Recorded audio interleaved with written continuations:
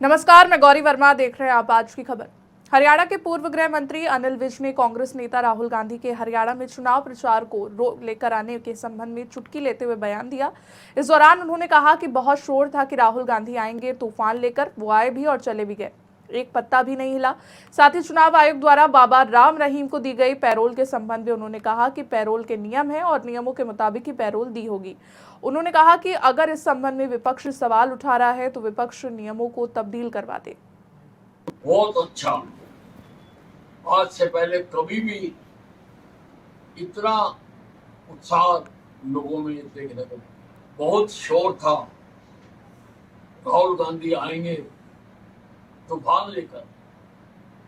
वो आए भी और चले भी गए, एक पत्ता भी नहीं हिला। वो पैरोल के नियम है, नियमों के मुताबिक ही विपक्ष सवाल उठा रहा है तो नियमों को तब्दील करवा दे। हरियाणा लोकसभा में विपक्ष के नेता और कांग्रेस सांसद नेता राहुल गांधी की 3 दिवसीय हरियाणा के दौरे पर है। बता दें, आज उनकी हरियाणा में विजय संकल्प यात्रा का दूसरा दिन है। संबोधन के दौरान राहुल गांधी ने कहा कि जब कांग्रेस सरकार बनेगी तब प्रति एलपीजी गैस सिलेंडर का दाम मात्र 500 रुपए होगा। साथ ही महिलाओं को प्रति महीने 2000 रुपए देने की भी बात कही। हरियाणा में जो पहले रोजगार मिलता था वो सारा का सारा बंद कर दिया है। आपके जेब में से पैसा निकलता है, 24 घंटे आपके जेब में से पैसा निकलता है। पहले मोदी जी कहते थे गैस सिलेंडर का दाम 400 रुपए हो गया है।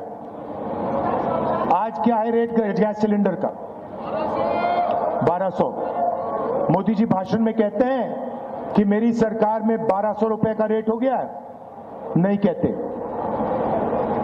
हमारी सरकार आएगी, लिख के ले लो, 1200 रुपए वाला सिलेंडर 500 रुपए का आपको मिलेगा।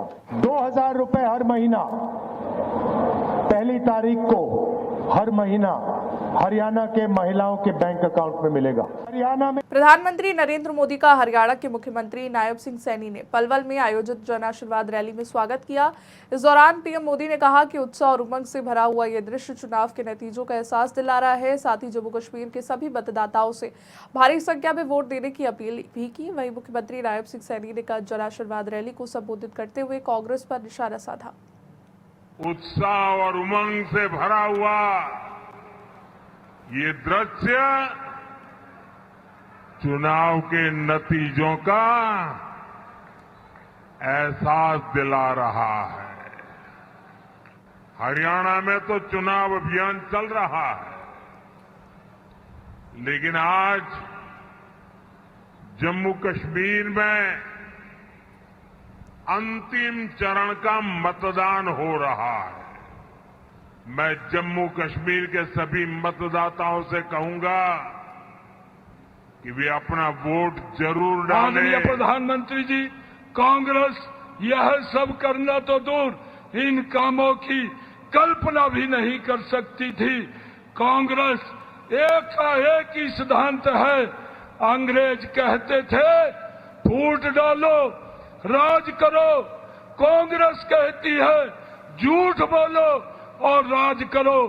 पहले हरियाणा में 7 झूठ की गारंटी दी, लगा कि इससे तो बात बनेगी नहीं।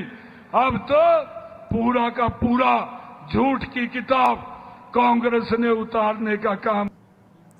रोहतक में एक जनसभा को संबोधित करते हुए उत्तराखंड के मुख्यमंत्री पुष्कर सिंह धामी ने हरियाणा की डबल इंजन सरकार की तारीफ की।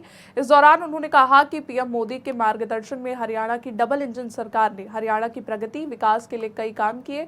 साथ ही कहा हरियाणा सरकार ने कई योजनाओं के जरिए गरीबों, किसानों और मजदूर वर्ग को मजबूत बनाने का काम किया। हमारे प्रधानमंत्री मोदी जी के मार्गदर्शन में हरियाणा के अंदर चलने वाली डबल इंजन की सरकार ने अनेक काम हरियाणा को आगे बढ़ाने के लिए किए, हरियाणा के चहुमुखी विकास के लिए किए। पिछले 10 वर्षों की अगर मैं बात करूं तो इन 10 वर्षों में इंफ्रास्ट्रक्चर मजबूत हुआ है। अनेक योजनाओं के जरिए गरीब, किसान और मजदूर वर्ग को आगे बढ़ाने का काम हरियाणा की सरकार ने किया है। संगत का एक सिरसा में श्रद्धालुओं ने जगबालवली के गतिशील वीरेंद्र ढिल्लों के खिलाफ गद्दी पर जबरन कब्जा करने के आरोप में श्रद्धालुओं ने जिला उपायुक्त शांतनु शर्मा से मुलाकात कर कार्रवाई की मांग की और ज्ञापन सौंपा। बता दें, श्रद्धालुओं ने प्रशासन पर आरोप लगाते हुए कहा कि वीरेंद्र ढिल्लों और उसके भाई ने डेरे में गोली चलाई थी, लेकिन प्रशासन की ओर से कोई कार्रवाई नहीं की गई। संगत का एक बहुत बड़ा विरोध है वीरेंद्र ढिल्लों के खिलाफ। वो विरोध क्या है?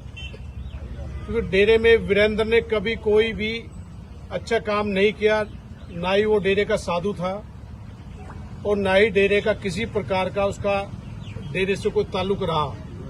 उसका ताल्लुक सिर्फ एक था कि वो अपने वकील साहब जी का ड्राइवर रहा। वो सारे गलत काम वीरेंद्र ने किए इस डेरे में रहकर। इसलिए आज हमारी सारी साध संगत जो है वीरेंद्र का विरोध करती है और जब से वीरेंद्र ने डेरे को कब्जाया है तब से सारी साध संगत हमारी वीरेंद्र के खिलाफ जगह जगह विरोध प्रदर्शन कर रही है। सिरसा और रानिया से पार्टी के प्रत्याशियों के पक्ष में चुनाव प्रचार करने पहुंचे पार्टी के संस्थापक और राष्ट्रीय अध्यक्ष अंकित अलग ने परिवारवाद की राजनीति के खिलाफ बयान दिया। कहा कि हरियाणा में कुछ परिवारों जैसे हुड्डा परिवार, चौटाला परिवार, कांडा परिवार ने पूरी तरह से कब्जा किया हुआ है। कोई अन्य विकल्प न होने के कारण जनता भी अपने आप को ठगा महसूस कर रही है। कहा, परिवारवाद की राजनीति का खत्म ही जनसेवक क्रांति पार्टी का उद्देश्य है। इस दौरान अंकित अलग ने बताया कि 3 सितंबर 2021 को पार्टी का गठन किया गया था। हरियाणा में पार्टी फिलहाल 6 सीटों पर चुनाव लड़ रही है। 1 नवंबर 1966 को हरियाणा बना था और हरियाणा कुछ चंद परिवारों के चंगुल में है, चंद परिवारों की गिरफ्त में है। चाहे वो हमारे चौटाला परिवार हो, चाहे हुड्डा परिवार हो, चाहे कांडा परिवार हो, ये कुछ चंद परिवारों ने हरियाणा को अपनी मुट्ठी में गिरफ्त करके रखा हुआ है और इनको छुड़वाने के लिए, उनकी गिरफ्त से निकलवाने के लिए इस पार्टी का जन्म हुआ हरियाणा के अंदर। और हरियाणा का सबसे बड़ा कमाऊ पूत, जिसे गुरुग्राम कहते हैं, वहां से 65% रेवेन्यू के साथ पूरा हरियाणा चलता है।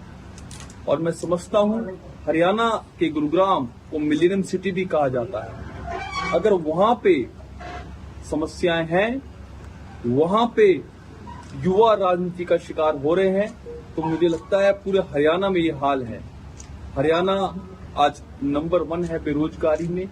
हरियाणा में जो किसान है उनकी हालत बदहाल है। हरियाणा के जो पहलवान है उनकी हालत बदहाल है। तो कहने का तात्पर्य है कि कोई वर्ग इस सरकार से खुश नहीं। 1 नवंबर। हरियाणा की खबरों में फिलहाल के लिए इतना ही। देश दुनिया की बड़ी खबरों के लिए देखते रहिए आज की खबर।